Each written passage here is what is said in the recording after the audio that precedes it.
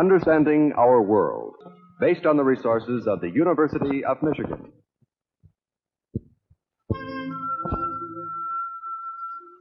I have held the same philosophy and now hold for as far back as I can remember.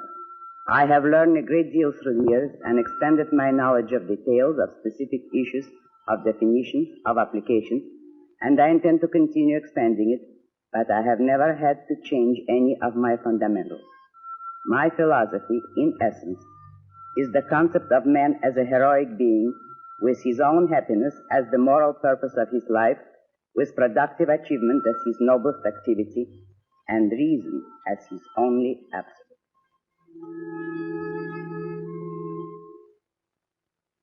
University of Michigan Television presents an interview with a challenging critic of intellectual life and leadership in America today. An interview with Ayn Rand, noted American novelist, author of The Fountainhead and Atlas Shrugged, and philosopher spokesman for America's New Intellectual. To interview Miss Rand, Professor James McConnell of the Department of Psychology at the University of Michigan. Miss Rand, a moment ago we heard you mention the fundamentals of your philosophy of life. I suppose it's true that, at least in one sense, every novelist is a philosopher.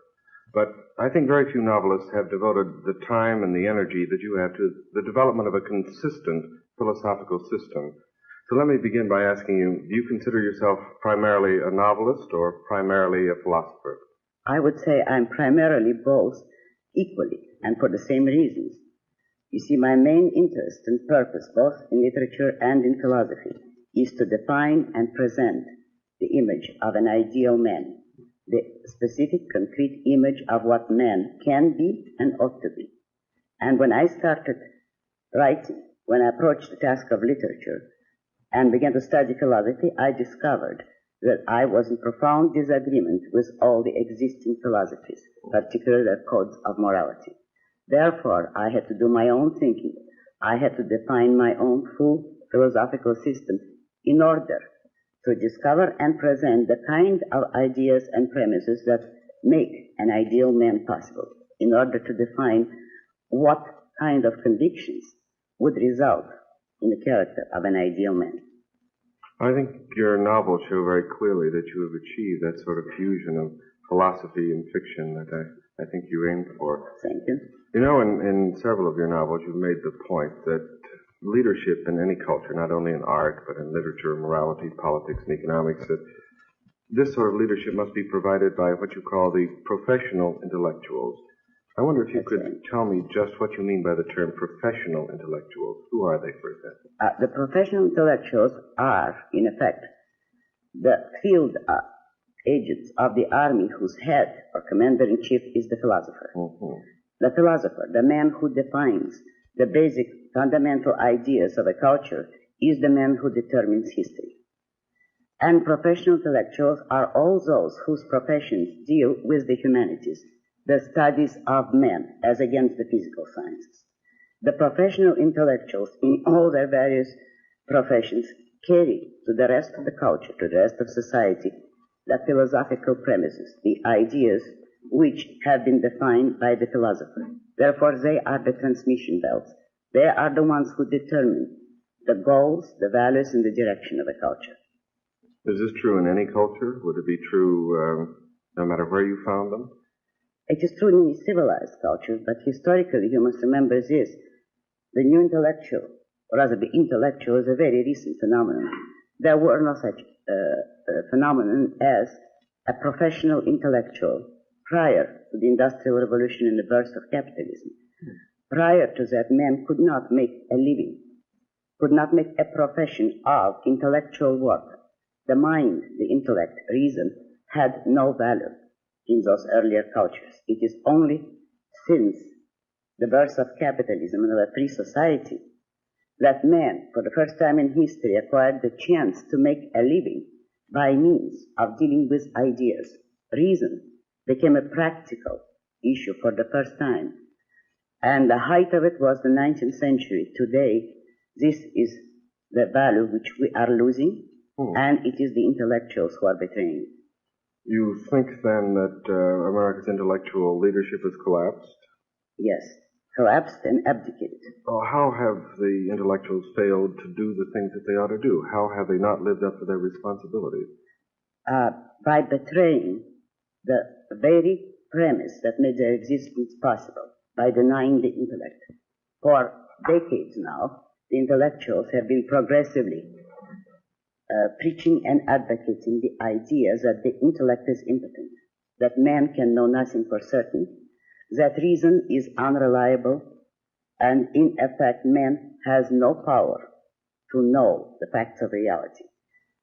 This amounts to men who, proclaiming themselves intellectual, spend their time denying the validity of the intellect. That is a form of committing suicide.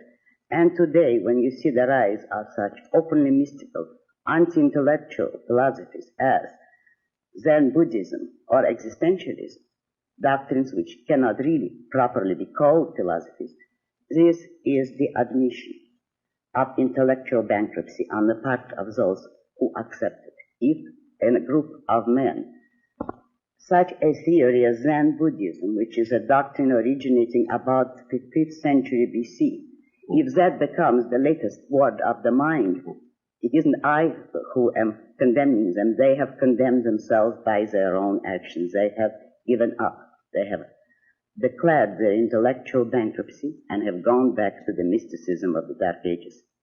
Why do you think they've done this? Because since philosophers are the ones who really set the basic premises of the whole intellectual profession, the philosophies of the Western world have been going progressively more and more towards mysticism ever since the Renaissance. The Renaissance was the intellectual result of the Aristotelian influence, the influence of Aristotle's philosophy, which in effect destroyed the Middle Ages and broke the way for the Renaissance. But ever since then, while the culture in general were achieving incredible progress, culminating in the 19th century, on the basis of that Aristotelian influence, the intellectuals, ever since Immanuel Kant, were going progressively more and more against reason. The trend started, of course, before Kant, but I consider Kant the crucial destroyer and the crucial turning point. He was the philosopher who undercut the validity of reason.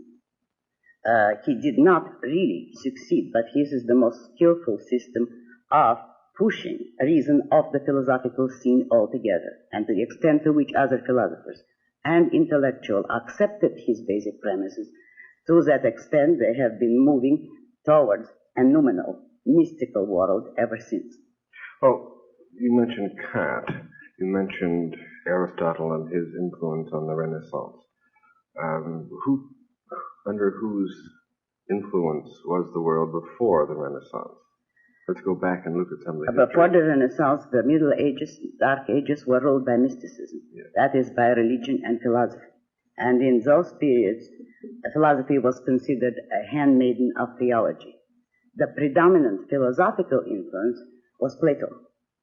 Plato through Plotinus and Augustine, who were philosophically Platonists. Mm-hmm. Aristotle's triumph, in effect, began with Thomas Aquinas, who brought back the philosophy of Aristotle, most particularly its most important part, epistemology, logic, reason. Well, what in particular about Kant's system of philosophy do you think was responsible for the trend that we see today in philosophy?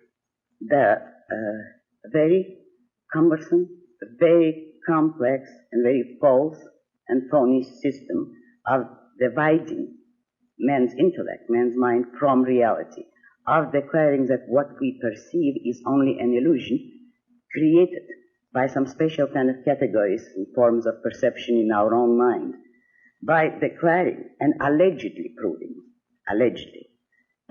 that we can never perceive things as they are, which simply means that any object which is perceived is thereby false. If an object is perceived, it means our perception is incorrect. It was in effect an attack on the whole concept of consciousness, not only human consciousness, but any consciousness. It was the denial of the reality or the validity of our perceptions.